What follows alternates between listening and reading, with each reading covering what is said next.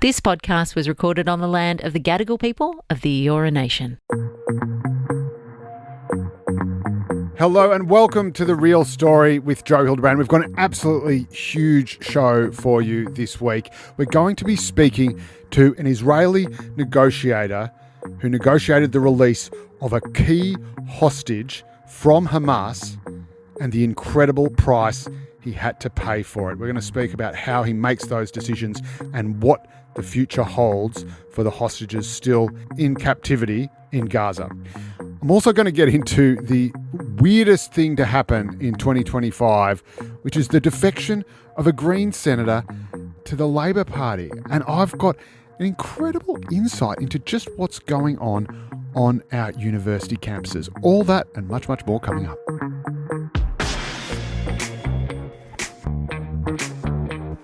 But first up this week, a whole bunch of people have been jumping up and down and giving Albo a hard time. And you know that I can't stand it when people give my little mate Albo a hard time about Australia's defence spending. Apparently we're going to get invaded by China and we have no defence force and we're just going to be absolutely smashed, and the Yanks aren't going to bother to help us out because they've become an inward-looking, isolationist, America-first entity. Now, all that is actually true, but it's not the PM's fault, and there's not a huge amount he can do about it. But let's have a look at what's going on. Firstly, the American Defence Secretary, Pete Hegseth, was at a big forum in Singapore with the Australian Defence Minister, Richard Marles, and he basically said directly from one Defence Minister to another, Australia, we, the US, want you to increase your defence spending from a bit over 2%, where it is now, of GDP, to about 3% of GDP. Now, Defence Minister Richard Marles said, yeah, all right, yeah, sure, leave it with me, I'll think about it. Oh, have my people talk to your people. Albo was asked about it the same day, presumably hadn't heard exactly what Richard Marles had to say about it, but he said, no, we will determine our defence spending. We're already putting an extra $10 billion into it. And much like John Howard said, we will decide who comes to our country and the circumstances in which they come. In regard to asylum seekers, Albo said, we will decide how much we spend on defence and the circumstances in which we spend it. And a lot of people have said, well, this is him refusing to do what America is asking us to do, and that means that America might not come to Australia's aid in its hour of need, and that therefore endangers Australia and puts us at risk of a Chinese invasion. Well, the first thing is, Australia is going to be at risk of a Chinese invasion no matter what. There is no way we are going to be able to fend off the People's Liberation Army with whatever our defence capability becomes. Even if it was 50% of GDP, we would never build up enough numbers, enough resources, enough weaponry to be able to fend off an attack by the Chinese. So you can put that to one side. We could have a fleet of nuclear submarines, or we could have a fleet of matchbox cars. It would make no difference. The only thing we've got protecting us from that outcome is our alliance with the US, which is formed by two major treaties, the ANZUS Treaty, which is our oldest defence alliance, and the new AUKUS Pact, which is how we get those nuclear submarines at some point in the year 3050, maybe. So it is our relationship with the US that is all important. And yes, that means that we have to do things that the US asks us to do. Things like go to war in Vietnam, when even the British wouldn't do that, and spill Australian blood because the Americans asked us to. Go to war in Iraq, when even the French, America's oldest ally, refused to do it. Remember, it went from French fries to freedom fries? We were there. Again, Australians were there fighting, sometimes dying, in alliance, in solidarity with the Americans because they asked us to. Now, in either case, we could have said, like the British did about Vietnam or the French did about Iraq, oh, it's not our war, or this is not a good idea, don't think you should be doing this. And maybe they were right. But we did not do that. We picked and we stuck. We picked and sticked, or puck and stuck. And so the Americans cannot possibly question our loyalty to them. And again, yes, we probably should increase our defence spending to 3% of GDP. But you know what? The Americans also shouldn't be publicly telling us what we have to do. It's considered sort of bad form. And I know Trump sort of turned up the rule book and there are no rules anymore. Fair enough, whatever. But the idea is that you usually raise these issues behind closed doors, not in public in the presence of a representative of that other country. So, yes, Albo should raise defence spending to 3% of GDP, where it comes from is another matter. But the last thing he should do is say that he's doing that. Because as soon as he does that, he's got no bargaining power. He's got no deal-making power. And we all know the one thing that Donald Trump respects more than anything else is the art of the deal. He respects people who have cards to play. Even Vladimir Zelensky, the president of Ukraine, all Trump cared about was whether or not he had a strong hand, whether or not he was in a position to be able to make a deal. And in about a week's time, Australia is going to go to the G7 summit in Canada, assuming that Canada lets Donald Trump in. They're going to meet. Albo's going to meet Donald Trump, and they're going to talk about things like tariffs, which Donald Trump has said should be raised even higher for Australian steel, at the same time as telling us he wants us to big up our defence spending. So he's going to say, oh no, we're going to cost you money in steel exports, but we want you to spend more money on defence. If Albo is going to go in there and talk to Donald Trump about those sorts of things and what do you want us to do in return, well, then he can't really go in and say, oh, I've already agreed to your defence ask. Don't go in and say, yeah, we'll do whatever you want. Now, let's sit down and start negotiating. It's not how it works, kids. So I would back Albo, who's a pretty shrewd politician, a pretty shrewd tactician, a pretty shrewd negotiator. If he doesn't sort of say, no, we're not going to do this, he doesn't enter that room, he doesn't enter that negotiating table with any chips, with any cards. And again, if there's one thing we know about Donald Trump, is that all he thinks about is cards.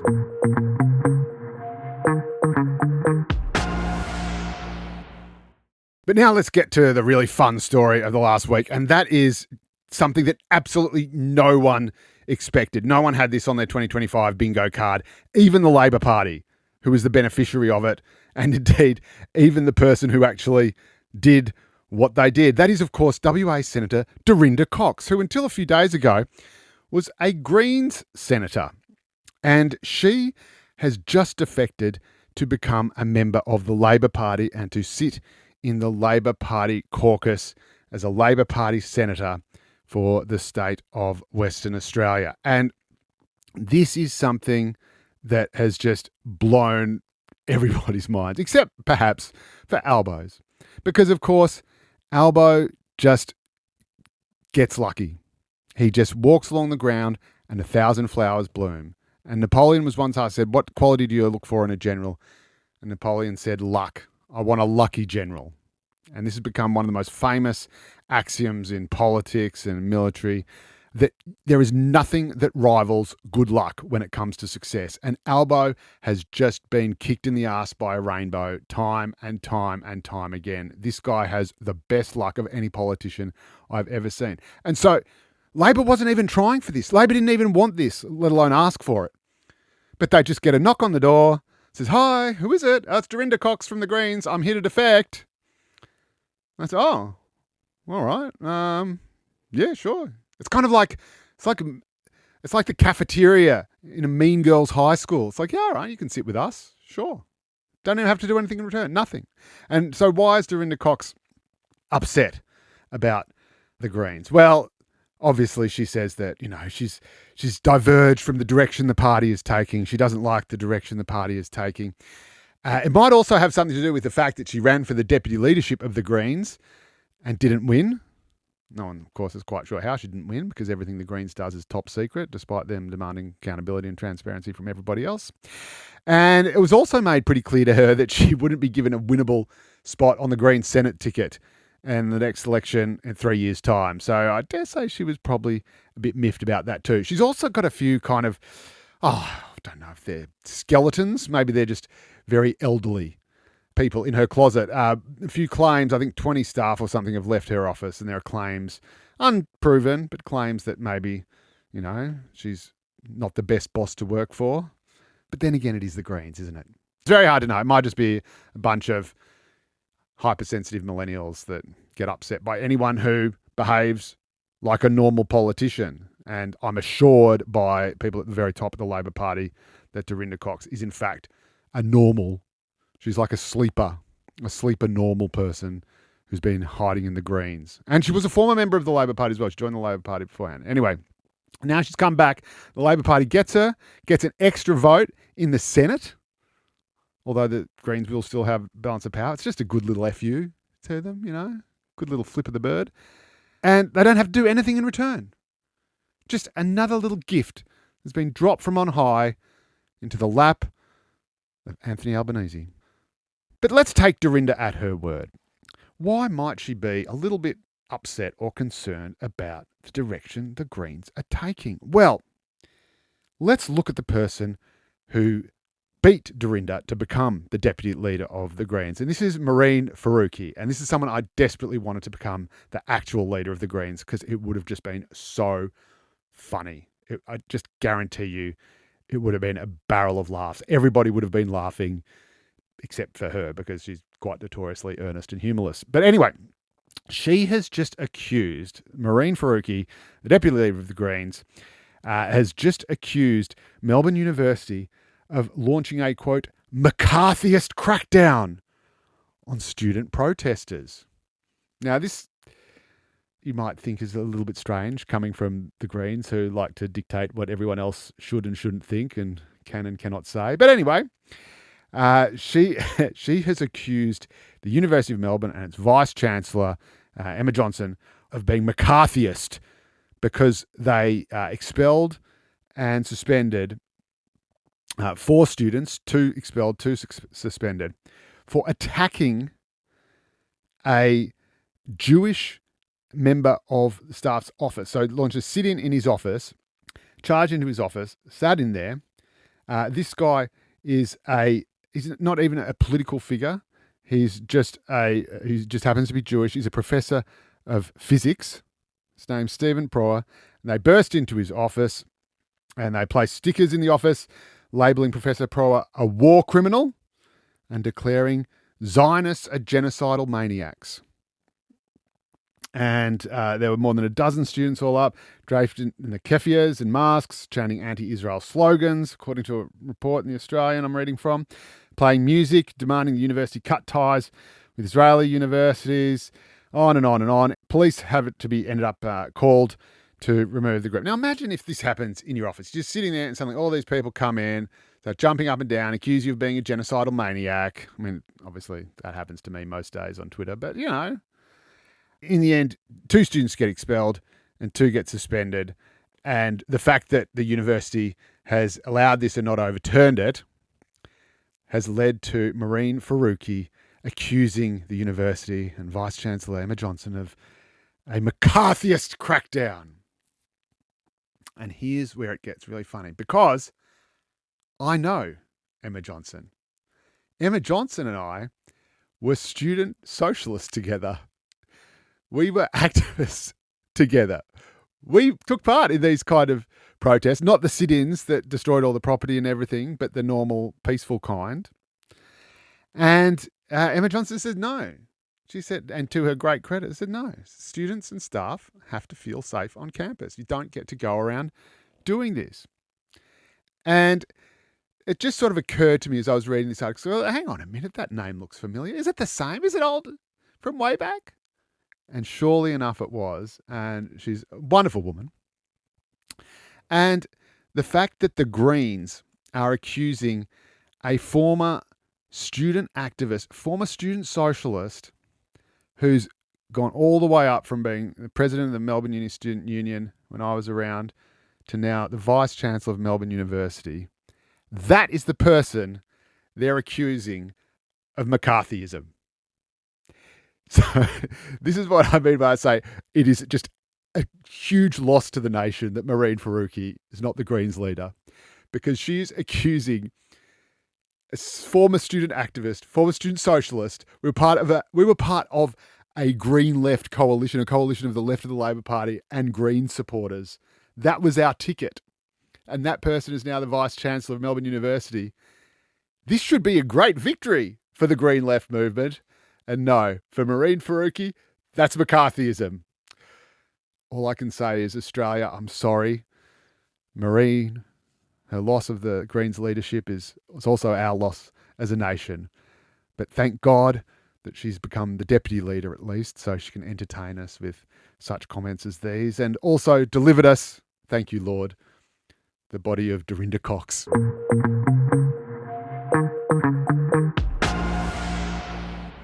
Well, I promised you an extraordinary guest at the top of the show, and he joins us now. His name is Dr. Gershon Baskin.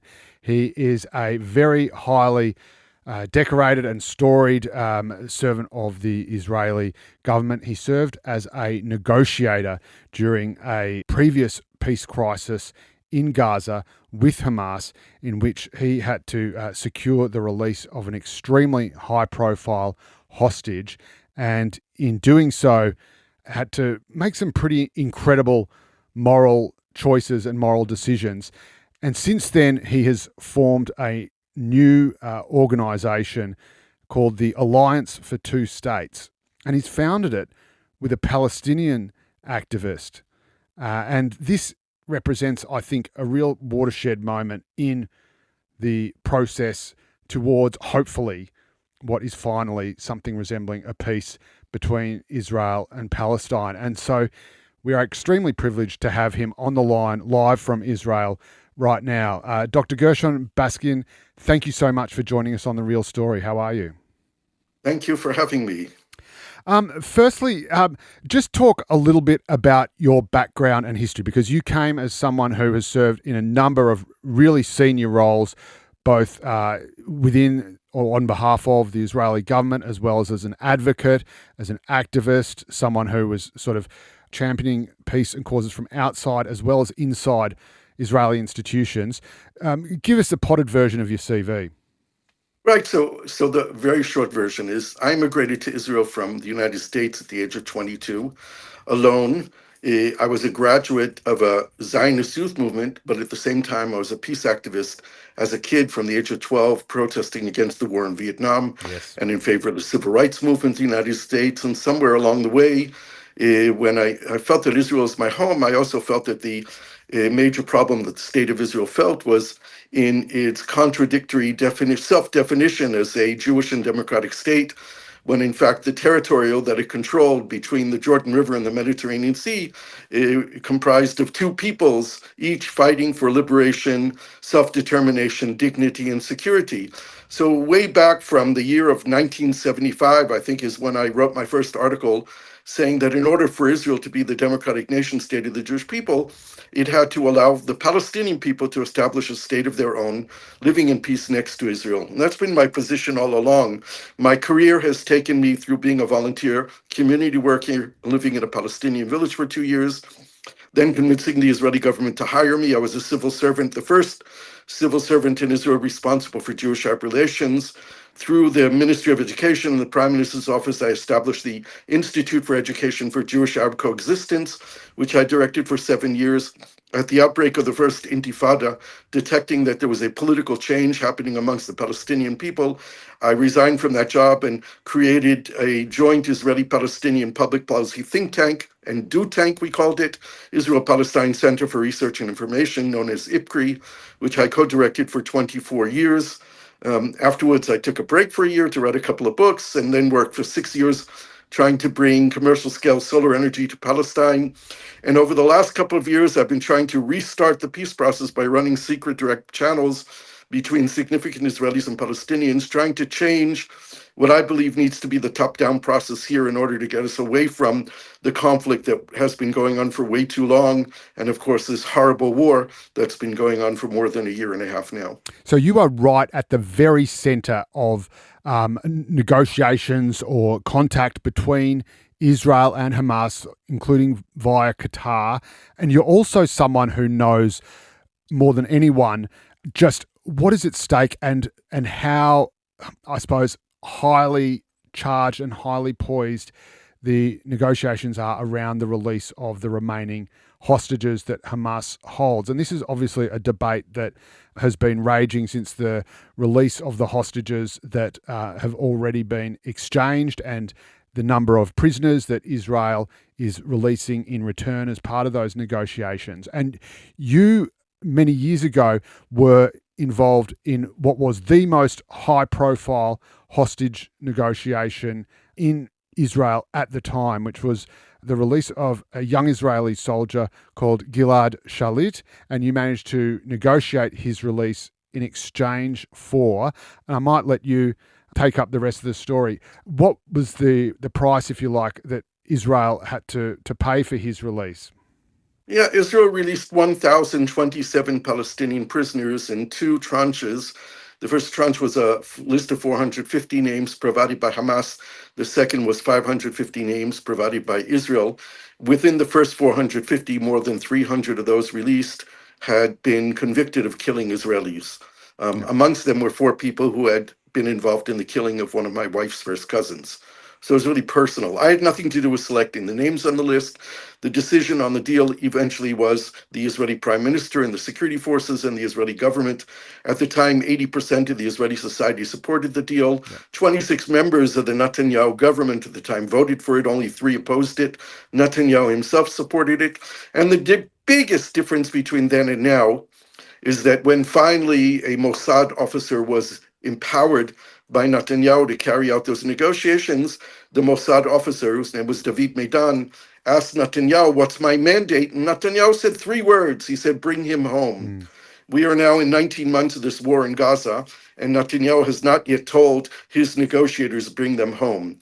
So the big difference between then and now, and then took 5 years before the prime minister was willing to say, "Bring him home." Well, We're now 19 months into the war. The prime minister is not willing to end the war.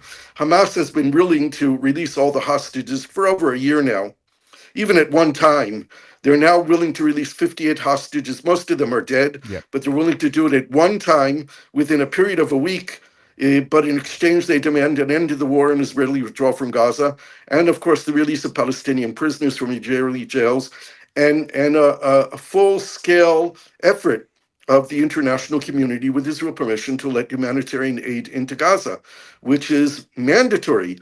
People are starving to death in Gaza. People are dying from lack of fresh water and hygiene. More than 2 million people in Gaza are living in tents. And Gaza is destroyed. There's nothing left of Gaza. Gaza has to be rebuilt. And of course, the condition for that is going to be that Hamas is no longer in control of Gaza, but that's perhaps a later discussion. And one of those who were, and again, it was not your decision, but one of those nominated by Hamas was its future leader, Yahya Sinwar, who became basically the architect of the October 7 terror attack. And I guess that is the sort of, I mean, and these are these huge sort of moral questions that you and the Israeli government and others are grappling with. How do you sort of, I suppose, when you are negotiating, knowing that whoever is choosing them, that you are potentially putting violent, extreme, radicalized killers back on the street in exchange for an innocent person's life? He's been held, this young soldier had been held for 5 years, as you say, from 2006 to 2011. You cannot bear the thought of an innocent person suffering, possibly dying, if action isn't taken.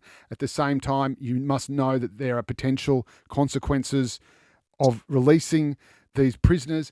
I just wonder, how do you sort of make those calculations? It must be an extraordinary thing, just on a human level, to have to be able to process, the cost of what you're trying to achieve.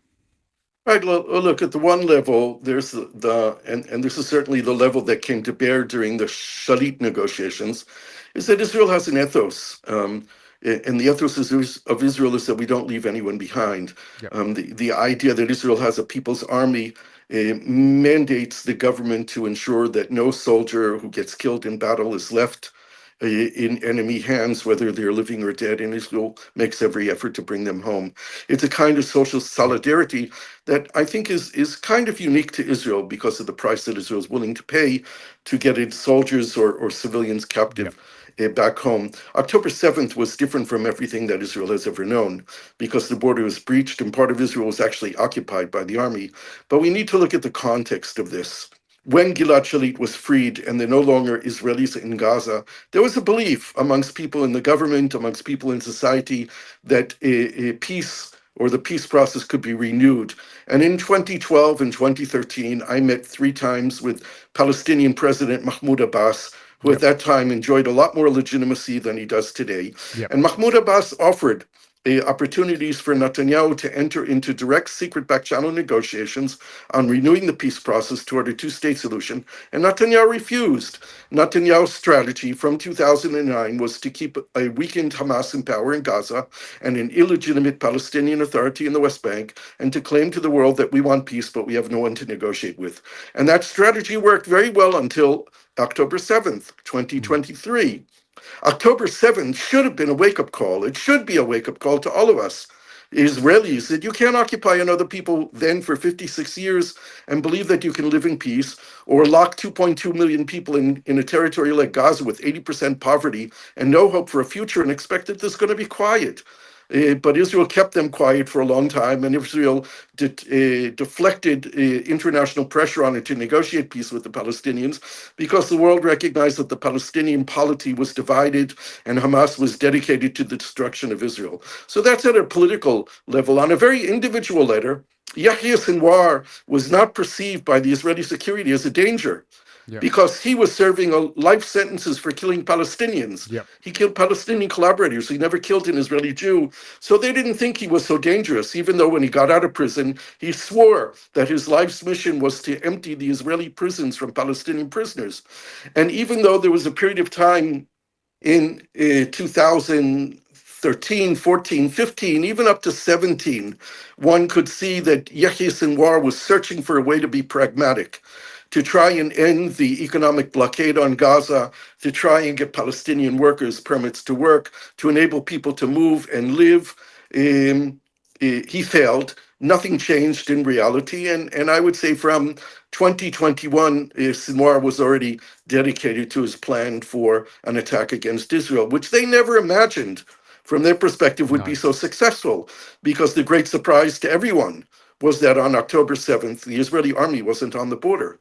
The Israeli army was mostly in the West Bank protecting settlers, and the border was empty. I mean, it's not like Israel was facing the Russian army that day. Had there been 20, 25 tanks on the ground, 3, 4, 5 helicopters in the air, October 7th wouldn't have happened. But Israel didn't protect its border.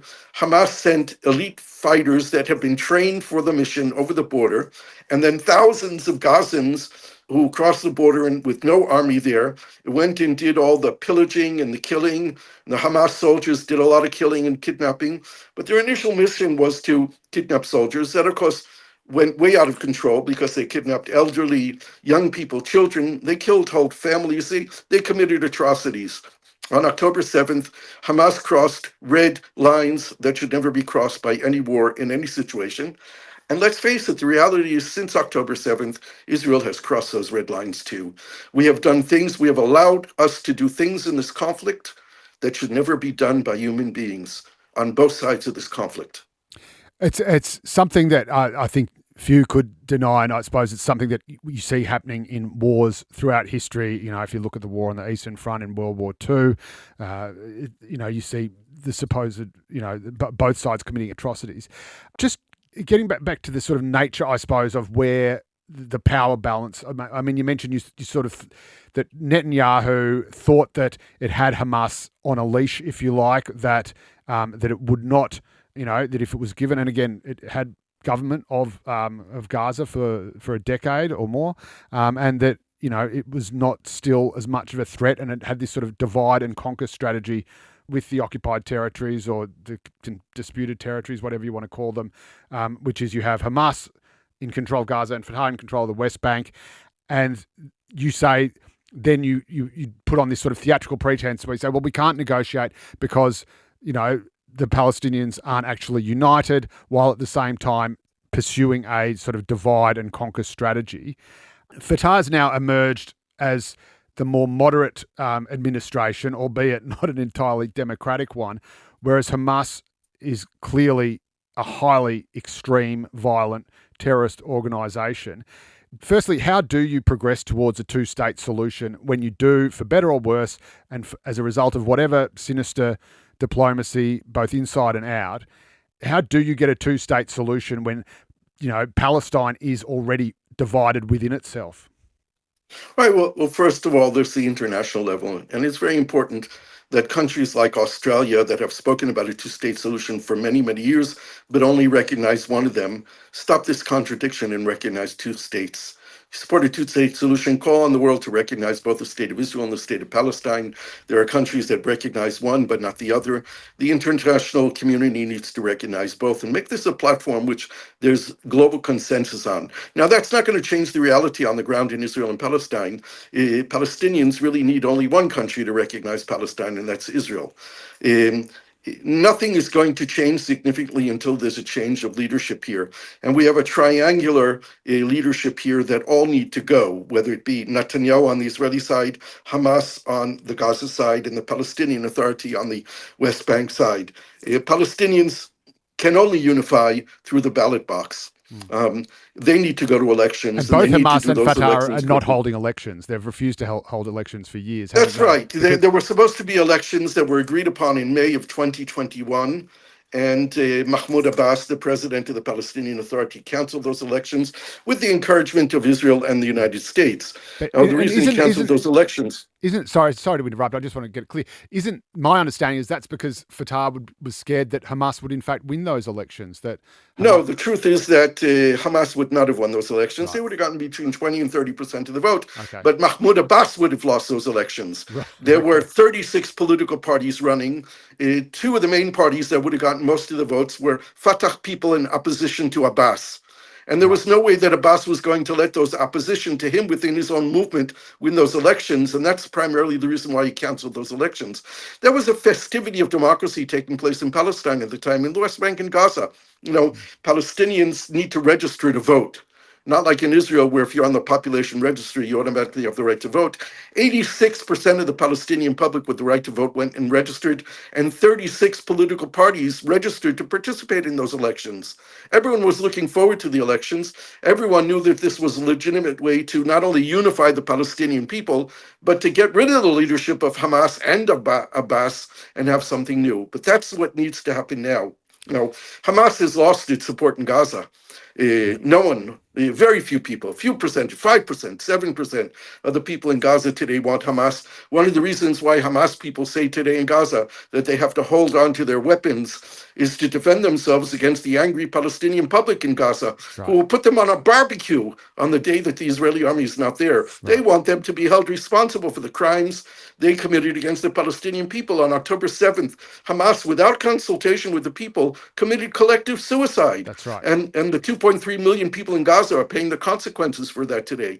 Of course, we don't resolve Israel of its responsibility for the war crimes that Israel has been doing in Gaza since October 7th. Hamas obviously knew that they were going to promote a huge response, and that thousands of they didn't imagine, they couldn't have imagined the response of Israel at the time. In fact, they themselves have said, we sent 1,500 of our top fighters across the border. We expected more than 1,000 of them to be killed, but there was no army there. Now, Abbas has to go, Netanyahu has to go. He's our big problem. We have scheduled elections in November 26. We can't wait that long. Netanyahu is endangering the security of this country. But there's a new dynamic of the world, and we don't know how it's going to play out because it's completely unpredictable, and that's Donald Trump. Yes. But so far, Donald Trump has negotiated with Yemen, left Israel out. He negotiated with the Saudis. He left Israel out. He's negotiating with Iran right now, leaving Israel out. There are negotiations taking place with Hamas now for a deal. And it's difficult to leave Israel out. But we might reach a point, hopefully we'll reach a point where Trump is going to tell Netanyahu end the war. But obviously you say Hamas, has to go, and Hamas is despised by its own population. How do you negotiate with an extremist terrorist organization like Hamas for an outcome that results in its own sort of self-immolation, in it ceding power and submitting potentially its members to the wrath of the population who they've used as human shields? How do you, in practical terms, actually remove Hamas from power? And surely you can't do that by negotiating with them. Well, you'd be surprised. The Hamas leadership that's not in Gaza, that are the ones who are being negotiated with, have come to a conclusion already more than a year ago that they can no longer govern Gaza. And so they just sell out their people on the ground, and then they just, retreat into their money like in The Great Gatsby. Well, that's one of the possibilities. Another possibility is reshaping Hamas into something else, into a new political movement. The challenge here is that they recognize that they can't govern. They have not come to a declaration that we're willing to lay down their arms. But let's face it, the reality of Gaza is that all of the military leaders in Gaza have been killed already by Israel. And the guys who are running the show in Gaza don't have an organized army anymore. They don't have platoons. They don't have brigades.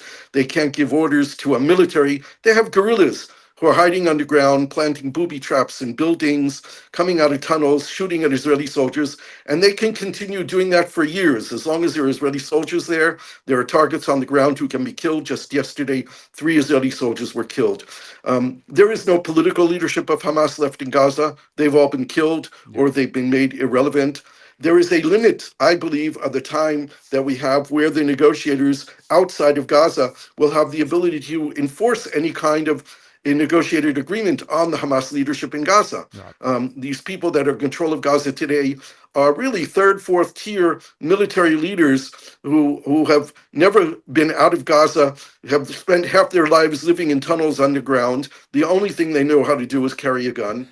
And the very bizarre reality, as my Palestinian partner points out, Hamas is the only army in the world which, when there's a ceasefire, come out of the tunnels, wear their uniforms and carry their guns. And when the war is going on, they wear civilian clothes and hide underneath the tunnels while the civilian population is being killed. So presumably the people who are ultimately responsible for this, the people who are funding it and masterminding it, who are safe in Qatar, if they say, yep, you know what, grant us immunity or don't come after us, and you can, an international force, a UN force, whatever, can go into Gaza, restore order, hold elections. Is that the sort of scenario you have? And you right, but not an international force. There needs to be a legitimate Palestinian force. There are a handful of Palestinian leaders who are credible, legitimate, support a two-state solution, who are against violence, who could be mandated. It has to be mandated by they'd this have to be protected by someone. Palestinian Otherwise, they're just going to be shot dead, aren't they? They'd have to have some form of security. They will create a security force of people who are loyal to them. They will invite the Hamas fighters, who are a bunch of kids who get $100 a month, to come out of the tunnels, get $500 a month, and be civilian police or be integrated into a security force. A legitimate Palestinian technocratic force for a limited time can invite Arab forces to come in and help stabilize the situation, forces from Egypt, from Jordan, from the Emirates, from Saudi Arabia, from other places, perhaps with European help. They're going to need some kind of temporary Arab-led security presence there to maintain order. There won't be any reconstruction of Gaza. Even the Qataris who funded Hamas have said that if there's a chance that Gaza will be destroyed again, they're not going to pay to rebuild it. The Emiratis have said very clearly, if Hamas is in control of Gaza on the day the war is over, we stop giving humanitarian aid. We won't pay for the reconstruction of Gaza held by the leadership of Hamas. And this is part of the reality. We in Israel need to know that we have to withdraw and enable the Palestinian people themselves to take care of getting rid of Hamas. There are some hardline people who may not give up their weapons. They can be granted the opportunity to leave Gaza with their families. Those who stay will be hunted by the Palestinian security forces in Gaza. Because they need to get rid of them. This is the reality. And most Palestinians recognize that.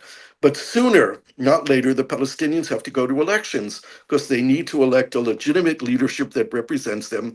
I believe very strongly that the Palestinians need to pass a law that political parties that support an armed struggle with Israel cannot run in elections because there must be one sovereign and one gun in Gaza. You can't have multiple militia. And supporting an armed struggle when the leadership is not a viable option for Palestinians anymore. If there's one thing the Palestinians need to learn from this war in Gaza is that they cannot defeat Israel militarily. They can only defeat Israel when they take the higher moral ground. The creation of a Palestinian state next to Israel is the moral solution to the Israeli-Palestinian conflict. It is the only solution. It's one that should be backed by the entire world. And if the Israeli people believe that Palestinians were sincere in and genuine in their desire to live in peace, up to 70% of Israelis will support it. By the way, same thing is true on the Palestinian side. If they believe that the Israelis were sincere about living in peace and didn't want to confiscate their land and build settlements and control them militarily, a majority, up to 70% of Palestinians overnight would support peace. Well, I so hope you're right and you make a compelling argument. Dr. Gershon Baskin, thank you so much for joining us from Israel on The Real Story. Thank you. You're very welcome. And Dr. Baskin is the co-founder of the Alliance for Two States, alongside a senior Palestinian activist, and he came to Australia last week as a guest of the New Israel Fund. Well, that's all we have time for this week. I hope you enjoyed it as much as I did. We'll have another spectacular show for you next week. But until then, you can always leave us a little review or leave us a little rating. I notice we're at 4.8 stars on the Apple podcast website. That sounds quite good. But I'm going for 4.9. No, I want 5, God damn it. 5, and I'll accept nothing less. Plus, you can, of course, catch me in the News Corp papers every Monday and Saturday. I'm also on Sky News, Channel 7. I'm all over the place. I'm the king of all media. You can't miss me. But I'll miss you. See you next week.